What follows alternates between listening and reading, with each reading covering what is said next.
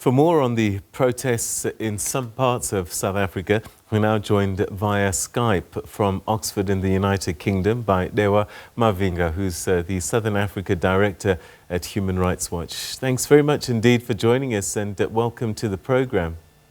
Thank you, Peter. As Human Rights Watch, watching what's happening in South Africa, what comes to mind as a concern for you and the things that you normally watch? Well, I think what is important is that there is need to protect life and property, and that there should be respect for the law and for human rights. So we say that for those that are in the riots, in the looting, it ceases to be a protected process. Once it becomes violent, it ceases to be peaceful, because the South African Constitution, Section 17, guarantees and protects the right to protest only when it is peaceful and unarmed. So what is now happening is criminality, and the law has to take its course. But what we are also saying, what we are concerned about, is that as the deployment happens, there is need for the security forces, for the authorities to act within the law in a rights-respecting manner and ensure that there is no use of excessive force, which would otherwise inflame the situation. So what is important is to have clear rules of engagement that are within the parameters of the law. It seems, though, that the police have shown great restraint to a point that civilians are saying that they're not doing enough. And I guess it is a fine line, especially given some of the history that South Africa has in terms of police force. Absolutely, but what's most important is that because we now have the deployment of the army as well, it is important that they continue to show a high level of professionalism and effectiveness in law enforcement. It is not about violence on the streets, but it is about ensuring that those that are committing violence, those that are looting, and those that are committing criminal acts in South Africa are arrested, detained, and brought to book in terms of the law. What we do not want to see is an unleashing of violence that could otherwise inflame the situation. So yes, people might feel that perhaps there is unusual restraint, but of course we will remember the events of, let's say, August 2012 in Marikana. We do not want anything like that to happen. So there is a huge concern, and it would be important always for the security forces to remember that they have to act within the law and ensure that whatever force is applied is proportionate to the dictates of the situation. As Human Rights Watch, you often see mass mobilizations such as what we're seeing now. What kind of measures are available to police, do you think, and authorities in general, in dealing with numbers that are actually 10 times, 20 times more than those trying to control them? Well, what needs to happen, and what we have seen happening, is that primarily law enforcement, maintenance of law and order is the duty of the police. So they would move in with their intelligence, telling them how best to deal with crowd control in a way that does not inflame the situation, perhaps identifying the ringleaders and ensuring that those are held accountable first, because the big issue is accountability. And we also know that where the police are overwhelmed in terms of the law and in terms of the Constitution, then there is a provision for the deployment of the army, of the security forces, to help and assist the police and provide security and to be under the civilian leadership of the police.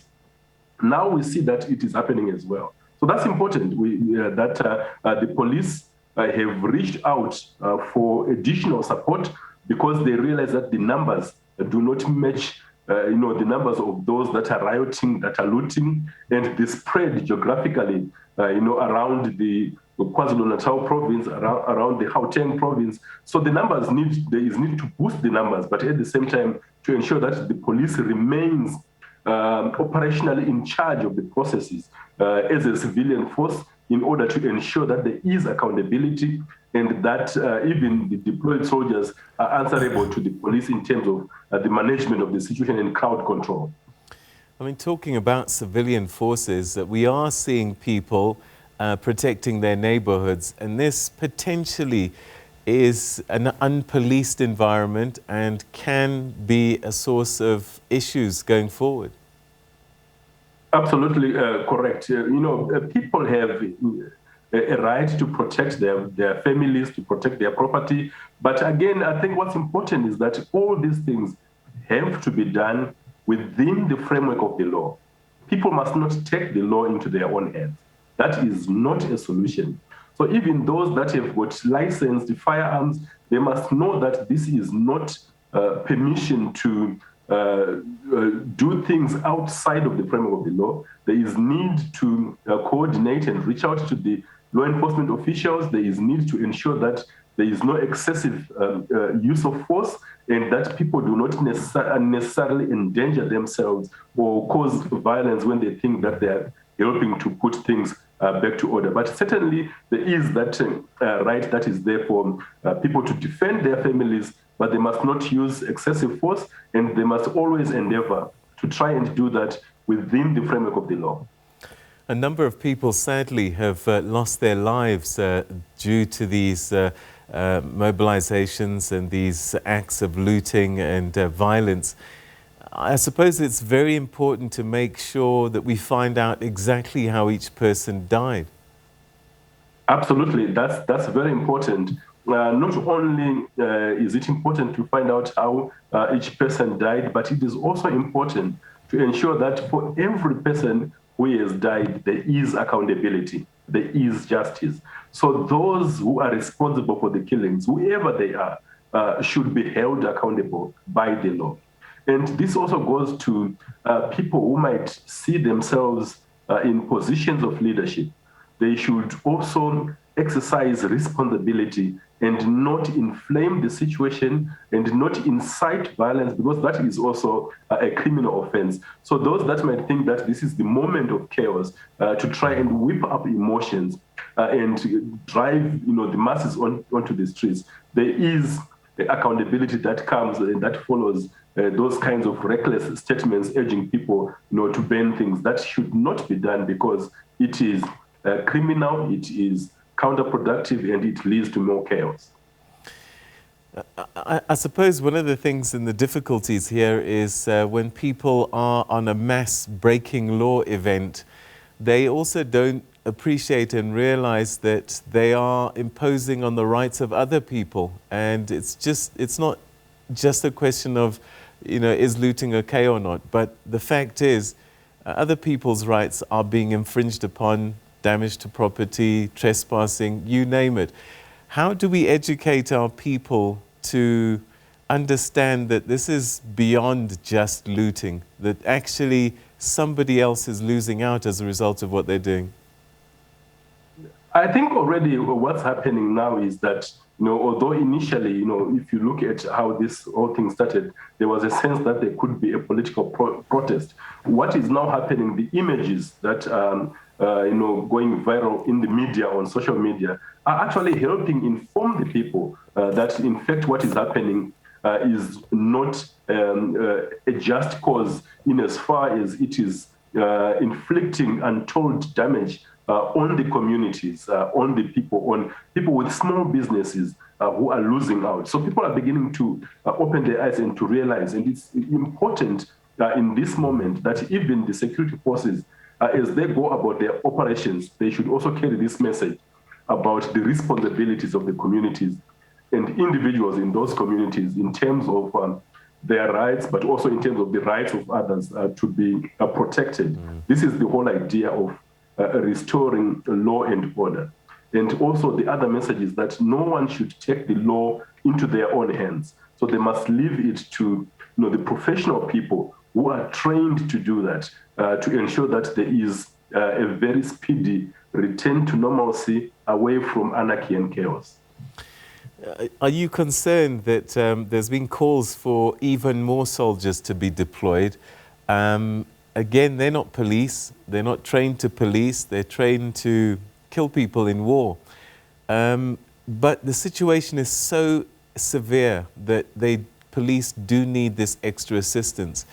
We're seeing some interesting images of police, of army, meting out punishments to looters, making them roll in wet water and carry cement and things like this.